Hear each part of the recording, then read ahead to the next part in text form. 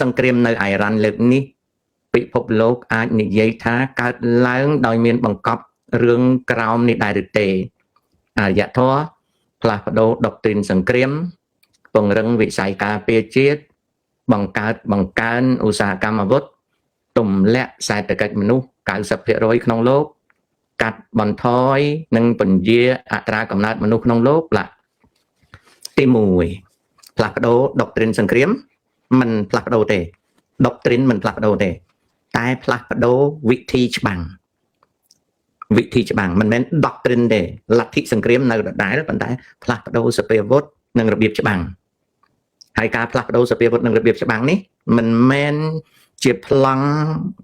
ដែលគេគិតទុកមុនទេវាគឺជារឿងហេតុដែលកើតចំពោះមុខមិនមែនគេដឹងមុនទេគឺវាកើតឡើងចំពោះមុខដែលគេត្រូវកែប្រែមិនមែនជាផែនការដែលគេដឹងមុនទេណានឹងរឿងការផ្លាស់ប្ដូររបៀបច្បាំងទាំងសភាវុធទាំងមនុស្សទាំងបច្ចេកវិទ្យានឹងមួយណាម៉ាឡេពីរI mean អរិយធម៌ខ្ញុំឆ្លើយសិនណាខ្ញុំឆ្លើយដុកទ្រីនមុនអរិយធម៌ត្រង់នេះមានតកតងជាយុទ្ធសាស្ត្ររបស់អ៊ីស្រាអែលដែលសង្គ្រាមនេះអ៊ីស្រាអែលកំពុងតែអូសទាញសង្គ្រាមនេះជាសង្គ្រាមដែលតកតងនឹងសាសនាអញ្ចឹងទី1មានណាវាតកតងនឹងការប៉ះទង្គិចនៃអរិយធម៌ក៏ប៉ុន្តែវាចំការប្រកួតប្រជែងគ្នារវាងអ៊ីស្លាមនិងយូដាឃើញណានឹងទី1ទី2រឿងដុកទ្រីនមិនមែនទេតែជារបៀបច្បាំងប្រែប្រួលហើយមិនមែនជាផែនការទេគឺវាកើតឡើងចំពោះមុខនឹងទី2ទី3ពង្រឹងវិស័យការពារជាតិនិងបង្កើនឧស្សាហកម្មអាវុធគ្មានគម្រោងទេតែឧស្សាហកម្មសភាវុធយុទ្ធោពករណ៍កំពុងតែផ្អៀងទៅរកបច្ចេកវិទ្យាជាន់ខ្ពស់និងរបស់ធំស្រាប់តែដល់ច្បាំងក៏វាចេញផលមកវិញថាបច្ចេកវិទ្យាជាន់ខ្ពស់និងរបស់ធំនៃឧស្សាហកម្មសភាវុធផ្ងាពោះទាំងអស់វាមិនមែនផ្ងាពោះរហូតទេប៉ុន្តែវាបរាជ័យភ្លាមបរាជ័យនេះមិនមែនច្បាំងចាញ់ទេគឺ cost factor គេហៅថាកត្តាចំណាយសង្គ្រាមកើតឡើងក៏คล้ายទៅជា attrition ដែលឧបករណ៍មានតម្លៃថោកប្រឈមជាមួយឧបករណ៍ដែលមានតម្លៃថ្លៃ100ដងឬក៏500ដងខុសគ្នាដែលកើតទៅជាបញ្ហានៃកត្តាចំណាយទៅលើតម្លៃសភាវុធដូច្នេះវាទៅជាកត្តាតម្លៃនេះមិនមែនធ្វើឲ្យឧស្សាហកម្មសភាវុធចម្រើនទេ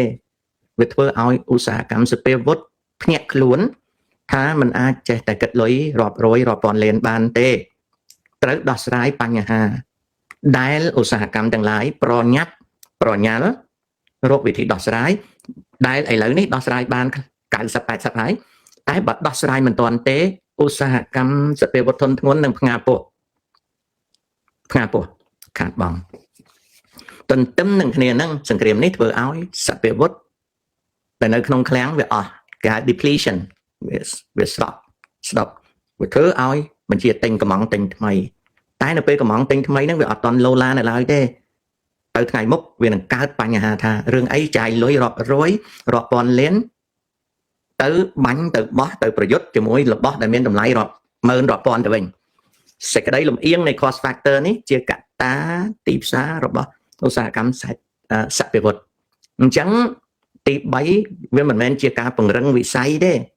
វាជាការភ្ញាក់ផ្អើលខ្លាំងប៊ីសនឹងផ្ងាពោះនៃឧស្សាហកម្មសភាវុធតែឧស្សាហកម្មសភាវុធនៅតែ make money នៅតែរកលុយបាននៅឡើយនឹងតកតងនឹងចំណុចទី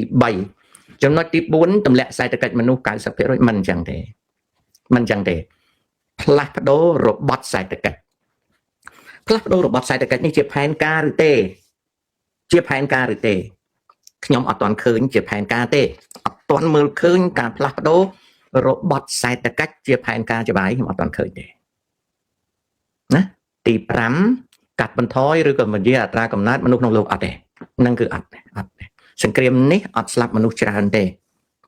អញ្ចឹងសង្គ្រាមនេះមិនមែនសង្គ្រាមបោកមនុស្សឲ្យទៅជួបព្រះដើម្បីកាត់បន្ថយបណ្ដាជនទេអាទី5ហ្នឹងអាហ្នឹងគឺគ្មានទេណាម៉ាឡេអូខេអត់មានទេឥឡូវនេះរឿងមួយរឿងអាតកំបាំងនៃសង្គ្រាមអ៊ីរ៉ានសង្គ្រាមអ៊ីរ៉ាននេះអ៊ីស្រាអែលចង់បំផ្លាញអ៊ីស្លាមកុំឲ្យមានលទ្ធភាពវាយប្រហារទៅលើពួកយូវីសនេះគឺជាបន្ទាត់នយោបាយដែលតាក់ទងនឹងសង្គ្រាមសាសនាតែគោលដៅរបស់លោកប៊ិនយ៉ាមីនណាតានយ៉ាហ៊ូឥឡូវនេះអត់បានជោគជ័យទេហើយក៏វាមានការផ្លាស់ប្ដូររបៀបច្បាំងដូច្នេះទោះបីមិនបានជោគជ័យអត្តចរិតរបស់ Jewish អត្តចរិតរបស់រដ្ឋអ៊ីស្រាអែលមានអត្តចរិតមាំមួនខ្លាំងណាស់ដូច្នេះមិនទាន់ដឹងថាយុទ្ធសាស្ត្ររបស់ប្រទេសអ៊ីស្រាអែលយ៉ាងណាទេគ្រាន់តែយើងដឹងថាលោកប៊ិនយ៉ាមីនណាតានយ៉ាហ៊ូគាត់មានជំងឺ2ទី1ជំងឺបេះដូងទី2ជំងឺមហារីកបើគាត់អាចនៅបន្តធ្វើនយោបាយអាហ្នឹង crusade បូជនីយកិច្ចរបស់គាត់នឹងបន្តតែបើបាត់ពីគាត់ទៅតើនៅអ៊ីស្រាអែលមានអ្នកណាធ្វើអីទៀតអត់ទាន់ដឹងអញ្ចឹងរវាងអ៊ីស្រាអែលនិងអ៊ីរ៉ានគឺជាសង្គ្រាមសាសនាណាសង្គ្រាមសាសនាចំណែកលោកប្រធានាធិបតីត្រង់ជារបៀបភូមិសាស្ត្រនយោបាយដែលបញ្ជីខាតនិងចំណេញមិនទាន់រកឃើញនៅឡើយទេបញ្ជីខាតនិងចំណេញមិនទាន់រកឃើញនៅឡើយទេហ្នឹងការគិតរបស់ខ្ញុំណាតែរឿងមួយគឺ